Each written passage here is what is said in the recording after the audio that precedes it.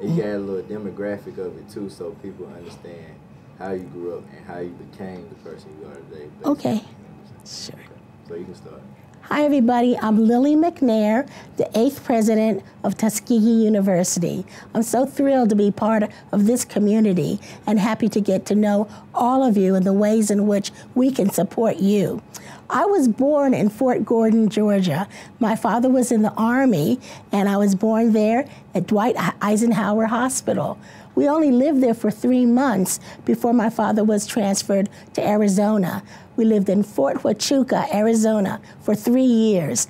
I still remember days when I played outside in the sun with that red clay, kind of like the red clay of Georgia, in the sun as a little kid.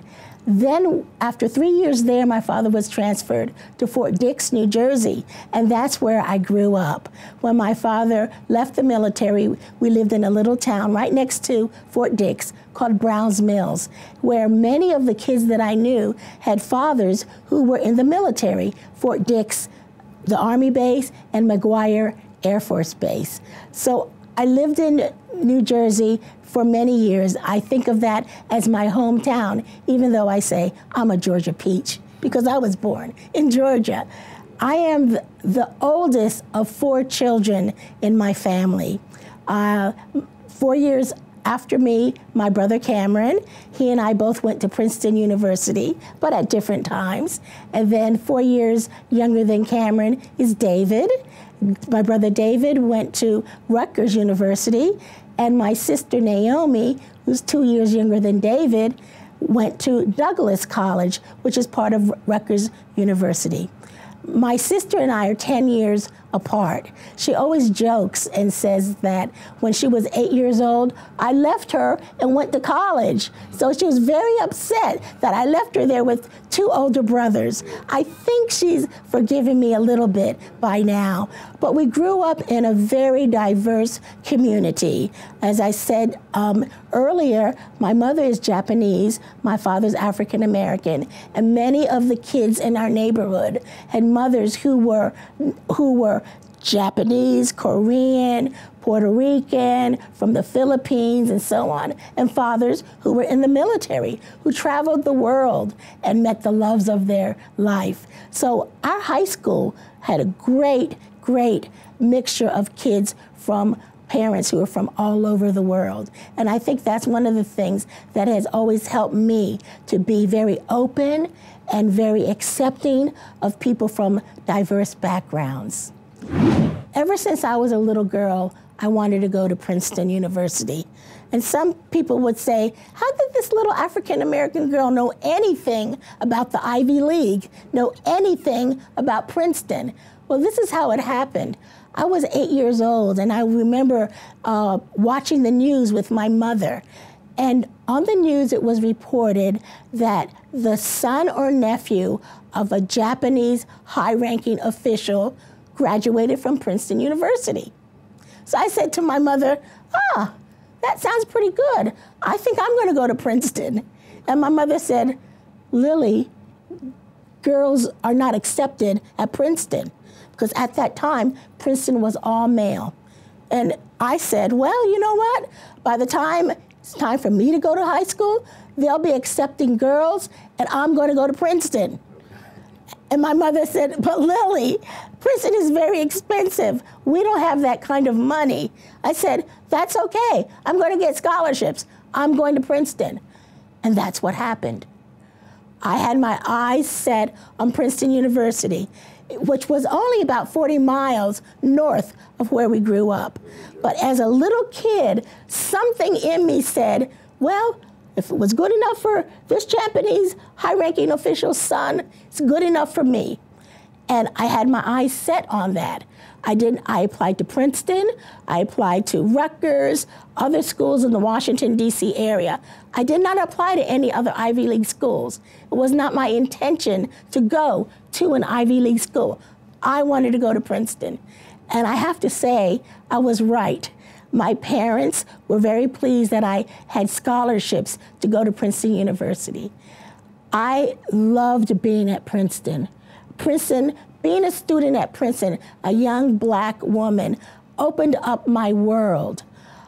Yes, there were difficult times. Yes, there were times when I looked around and I'm the only black or woman in the classroom. Yes, there were times when I thought, you know, some of these students went to prep schools. I'd never heard of what a prep school or a boarding school was. Never heard of it in all my life. But I knew that the students who went to those schools had an advantage over me. But I never let that keep me from doing my best. So I made the best of Princeton. And during my times at Princeton, I was a resident assistant. I was an RA. So I got to know a lot of students from all walks of life. And I have to say that my core group of friends, the majority of whom were African American students, they were my supports. We were each other's support. We helped each other to do our best and exceed the expectations at Princeton University. So I was very pleased when it was time for me to graduate and go to graduate school. I applied to graduate schools in clinical psychology, and I was accepted to the schools and made my choice regarding what's the best school where I can do my best, where I can use my knowledge of psychology here at Princeton University. And I'm happy to say that my years at Stony Brook University, where I met my husband, who is a graduate of Morehouse College, those years kind of extended my process of becoming a young African-American woman and a scholar.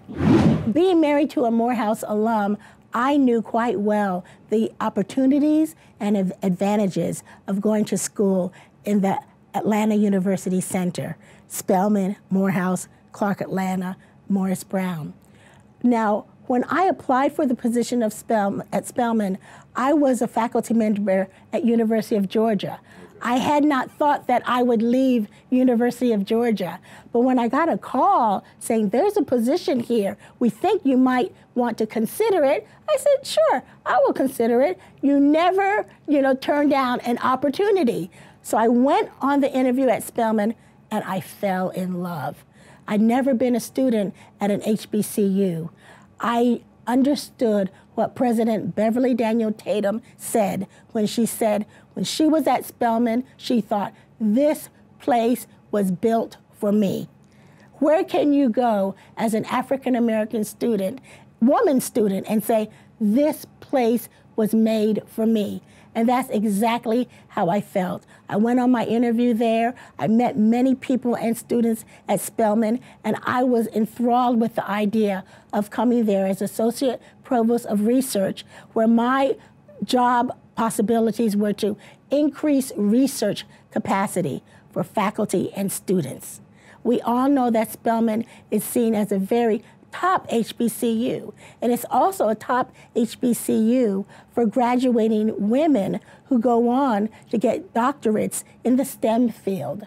So that was very much the focus of what I was doing, increasing opportunities for students who wanted to go into the STEM fields and for students who wanted to go into other areas of research, whether it be in economics or law or English or history. But it was all about how can we develop opportunities so that students will have the great capacity to compete with other students who go to major research universities. So that's what was wonderful about Spelman, a small community that really provided excellent opportunities for research. Oh, yes, it did. I was so proud of all of our students when they would do presentations, when they would travel overseas. So, for example, I was one of the chaperones for our students who competed in a robotic competition in Japan.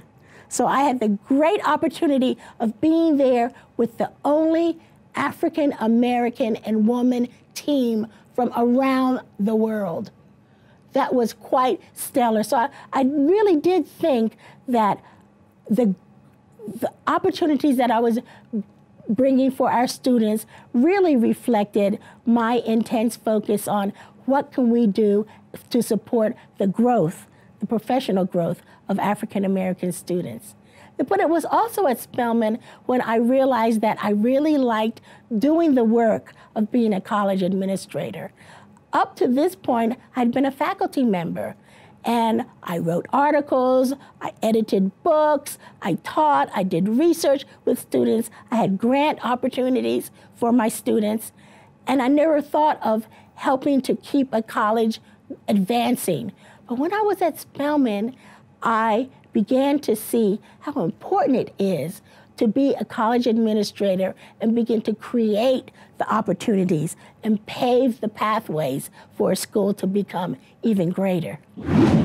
When I was at Spelman College, there were opportunities for me to advance in my own career. So as I said, I was Associate Provost of Research, and at one time I was also Divisional Coordinator of Science and Mathematics. So basically, I was the administrator to whom all the science and mathematics departments reported to. I really enjoyed that opportunity and began to think about what's in the future for me in terms of my career path. Now, I was Associate Provost, and I was nominated for a leadership experience to get me to the point to become a Vice President for Academic Affairs. And that was really a chance for me to learn about how to be a college administrator, to learn about how does one as a vice president support the president and help to move the college forward. I knew from this program that I needed to take the next step and apply for jobs as a provost, as a vice president. And I was able to do that. I applied for the position at Wagner College in Staten Island, New York, and I became the provost there. I was there for 7 years, and I think when I consider my purpose at Wagner was really all about creating opportunities for faculty and students and really diversifying the role of faculty and bringing in faculty from underrepresented groups. Now, when I was at Wagner, I had a wonderful president who basically said to me, okay, next step is a presidency. So I knew that I had to keep my eyes open for the kind of opportunity, college or university, where I might see myself as a leader. I remember very clearly the night that I completed my application for Tuskegee. I remember sitting in the living room with my computer saying to my husband, you know, I think maybe I could do this. Look at some of the similarities in terms of Tuskegee's curriculum, the strength of Tuskegee in the STEM fields, engineering, and look at what I did at Spelman. Tuskegee's a much larger, about 1,200 students more than Spelman, but I think I can wrap my arms around this. And that's exactly what happened.